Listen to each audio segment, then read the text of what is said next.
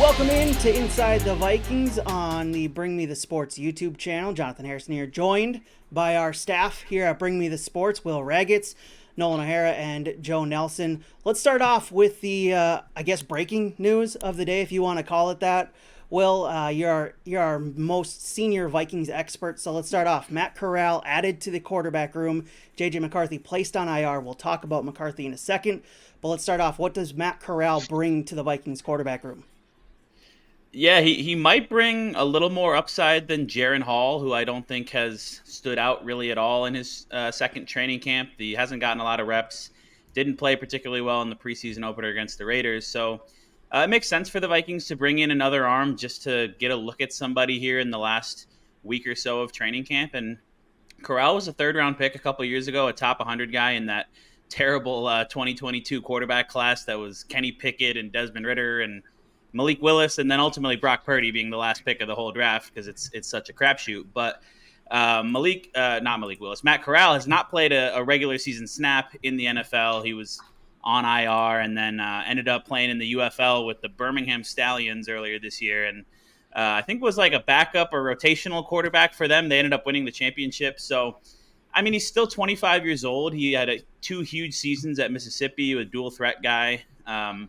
So maybe some upside. That's all you're looking for here is just, can Kevin O'Connell get this guy in the building and maybe figure something out if there's something untapped there that could make him a potentially more intriguing QB3 option than Jaren Hall. So that's the point you made was perfect, because I was looking up my Matt Corral information, since I have none on the back of my mind other than the fact that he was pretty good in college and then had a pretty severe leg injury, I think.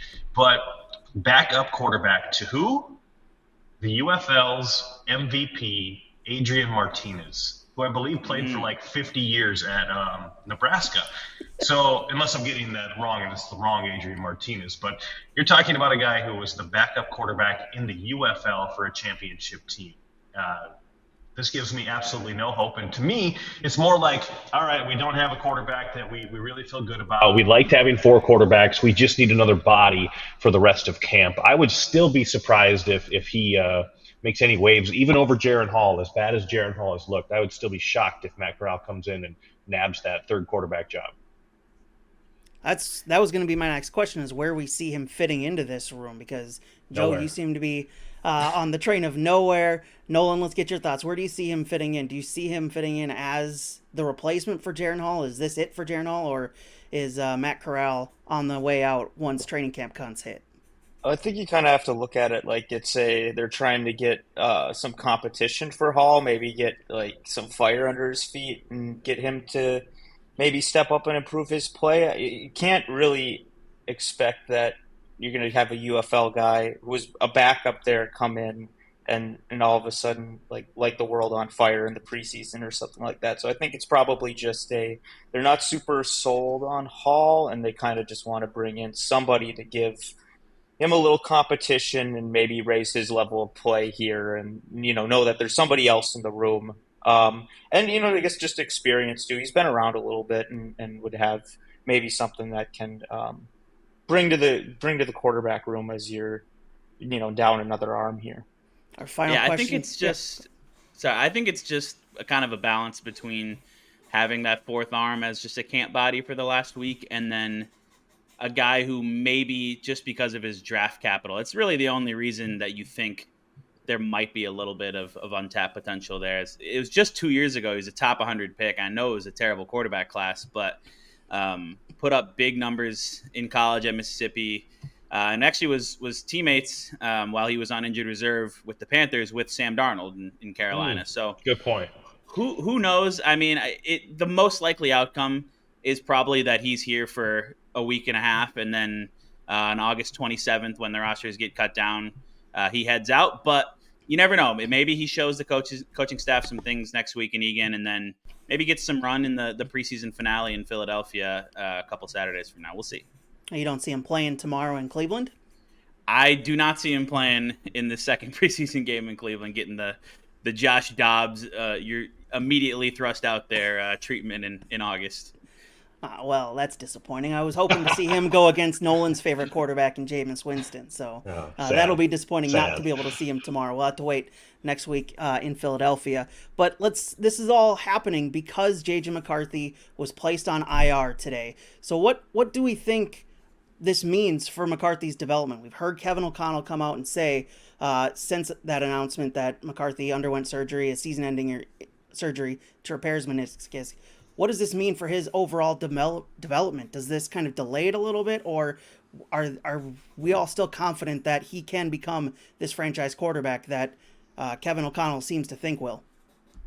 Yeah, I don't know. Maybe I'm drinking the Kool-Aid of just having been around him at training camp and watching the one preseason game, but I'm kind of in on McCarthy. Like you hear his press conferences and you see how he carries himself and you watch him practice and he just kind of seems like he has it. He has the physical tools and there's still development needed there, but he just has the like mental makeup and the poise and kind of the swagger that you want out of your quarterback. And then when you hear Kevin O'Connell speak as strongly as he did this week about this is our franchise quarterback, we've found our guy.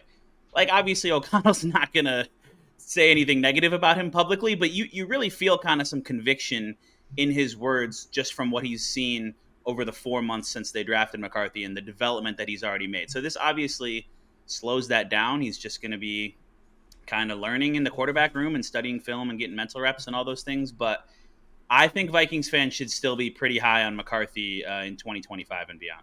Yeah, I think this regime has been really open and honest about the guys they really do believe in. They call guys like Jefferson and Darrisaw blue guys. I know Quasido Formensa has said that a number of times when there was speculation about, well, hey, are you going to trade JJ? Are you going to trade Jefferson? That is, are you going to trade Darrisaw? The cap space situation, all these things. They refer to them as blue guys, and we've never heard KOC completely go all in and say, "This is our franchise quarterback." I mean, you talk about being sold in short order in just a number of months since being drafted 10th overall. After the draft, a lot of us were thinking, oh man, they had to settle for McCarthy because Penix went number 8. Did they want Penix? So now we start to put together the puzzle, and it looks like they really did want JJ McCarthy. And if they didn't, he's been so good in the short time he's been with them that he's opened their eyes to say, hey, this guy really is the real deal. And he is only 21 years old. It would be nice to have Michael Penix if he turns out to be a great quarterback too, but he's 25 already. This is just a minor setback. The mental reps are there, and I don't even think he needed many more mental reps. I think Kevin O'Connell has made it pretty clear that he was on Sam Darnold's heels for QB1. That's my takeaway. That's how I perceive everything that I've heard from the head coach. Was he going to start week 1? I doubt it because they paid Sam Darnold to come in and do that, and they have no reason to rush this guy. But I think McCarthy is that good and that mentally solid. You see it when he's like amor fati. He's like, love the faith and love the journey or whatever it is in Latin. He's so different, but in a very good, mentally tough way. And that's why I think he had a real shot to play meaningful snaps a lot this season. So he's the franchise guy. I have zero doubts about that. So then, Nolan, where does this leave things for Darnold now? He's obviously going to be the starter. Do we have faith that he can lead this team and guide this team to where it expects to be, or is this just going to be one crushing blow after another this season with Darnold at quarterback? I mean, I guess it just kind of depends where you expect the team to be. I don't think anybody really expects them to be a Super Bowl contender this year. I think they'll probably be a kind of a middle of the road team. I think it definitely probably secures that he's going to be the starting quarterback for the whole season. Where I think if you saw him struggle, it would be constant chatter of, is JJ going to come in? Is he going to come start? So I think you're going to see a full year of Darnold. But yeah, I think it's just going to be expectations probably can't be too high for this season. I don't think they could have been either way. I mean, if you're going to have McCarthy, who's probably not going to start anyway, and maybe come in, I think that just leads to kind of some excitement from like a fan perspective of you want to see the rookie play, just in the preseason. I mean, that's what everybody wants to see is wants to see him play. And just now, for sure that that's not going to happen this year. And maybe it relieves some pressure from Darnold because there won't be that chatter of when is JJ going to be ready? When are they going to get him in there? So I think I think expectations probably can't be too high, but I don't think there's any reason that Darnold couldn't succeed in Kevin O'Connell's system too, because he's got some of the best receivers and weapons he's ever had in his career, and this could be his chance to maybe have like a Geno Smith type of resurgence and make an impact. So it'll kind of remain to be seen, but I don't know. It could be a really good year for him, and maybe he works himself into a contract. It could also be what Sam Darnold has been so far in his NFL career. I think if he's protected, he puts up solid numbers. I don't think he's going to throw up 4,500 passing yards and 35 touchdowns with 10 interceptions. But if he goes for 25 to 30 touchdowns and keeps his interceptions under 15, I think you're going to be looking at a fairly productive year from him. And based on everything that we're seeing from year two of Brian Flores' defense, the Vikings might be a bit of a sleeper team. I know everybody thinks, hey, 6.5 is their win total in Vegas, and they're going to have a hard time getting over that. You look at the schedule and you're like, oh my God, these first 10 weeks, they might have only 1 or 2 wins. Maybe they go 0-9 to start. I don't know. If they don't win in New York on September 8th, it could be a really slippery slope. But I do have a lot of hope for the defense. And I'll read this text message. I'm not going to reveal my source on this, but somebody who was in Cleveland texted that the head coach, Kevin O'Connell, was very excited after the second day of practice and said something along the lines of he's bleeping pumped about the D. So purple colored glasses, I don't know, but I'm starting to believe that this Brian Flores defense is going to be very good in year number 2. He did not have a lot to work with last year, and they were improved from the year before under Donatel when they were awful. So year number 2 under Flores could be lightning, very good, very strong. And in the offense, if the offense can just be complementary, you might have yourself a double-digit win football team looking at a playoff spot. That leads perfectly into my final question of the day. It's a rating on the spot. We're going to do this here. 1 out of 10, your excitement level for the upcoming season with everything that's happened over the last 5 weeks. It's been one hit after another for Vikings fans, as it seemed like heading into training camp, everything was on the up. But after a number of things have happened, the excitement level certainly has taken a hit. I can feel from some Vikings fans. But let's get it to close out the show, starting off with Will, then Joe, then Nolan. Your 1 out of 10 rating for your excitement level for this season at this point.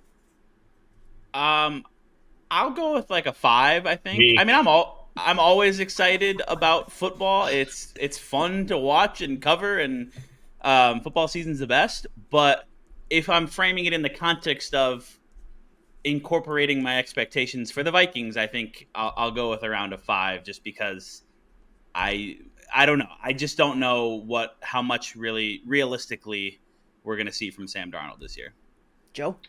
10. And there's so much to be excited about because there's so many unknowns. I mean, this is like going storm chasing on a high risk day. This is as good as it gets. It's like going to Twisters 2 in the movie theater. I mean, I feel like I'm Tyler Owens and the Storms of the Vikings, and they're going to really, really overdo expectations. I do not think this is a bust team. I think they have a lot of talent, like I just said. I mean, Darnold's surrounded with great pieces. Jordan Addison's ankle's a bit of an issue, but you are getting T.J. Hockenson back. You're going to have weapons. The offensive line is solid. The defense is going to be better. You have a kicker who seems to be like a little bit of a demigod. So I have Easy. absolutely. It's still Minnesota after all. Yeah, well, I mean, you need a down. demigod or a real god to actually break the curse, and Will Reichert might be the guy. So there's a lot of things that I think are have me excited and optimistic about the season. The outcome might be different, and we might find ourselves in another 0-2 hole, and we're all writing stories on Vikings on SI about 16 teams in the modern era have made the playoffs after starting the season 0-2. I really hope to God that's not the case. If it is, I'll change my expectations, but from an excitement level, there is a lot to be excited about because of so much of a mystery team. That's what they are. All right, Nolan. Batter Yeah, up, I I guess, guess- after that. I love the optimism there. Thank you. Well, kind of like Will was saying, I guess it depends on how you define excitement. Or is it excitement purely for watching football again? Because that would be pretty high. But if it's as far as like an expectation standpoint, I'm probably with Will kind of in that 5-6 range. I think it's probably I would bet it's going to be like a 8-9, 7-10 kind of season. I don't think they're bad, like Joe was saying. I think the defense is going to be better this year, but I just don't see that this is, and I don't think it was supposed to be either. Like this is going to be the year that they're winning the division and making a deep playoff run. I just don't think they're built for that right away this year. So I think it'll probably be kind of a middle of the road year, and then kind of rebuilding as it goes on. But I think, yeah, probably like a 6-ish for the expectations level. Don't think, yeah, I'm not exactly definitely not as optimistic as Last Joe. time I checked, we have I should say, the Minnesota Vikings have the third overall pick starting at quarterback. So I don't know what you're talking about. Well, the thing too is like you've probably watched enough of Vikings football to know that the optimism should not be the strategy. You know? Yeah, well, I've lost all the purple blood. I can't bleed anymore, so I'm just kind of walking around like a zombie. Well, that has been Joe Nelson. That has been Nolan O'Hara and Will Raggets for Bring Me the News. I'm Jonathan Harrison. Thanks for tuning in. Tune back in every day. We'll have a new video on this channel, on the Bring Me the Sports YouTube channel, talking everything Minnesota sports.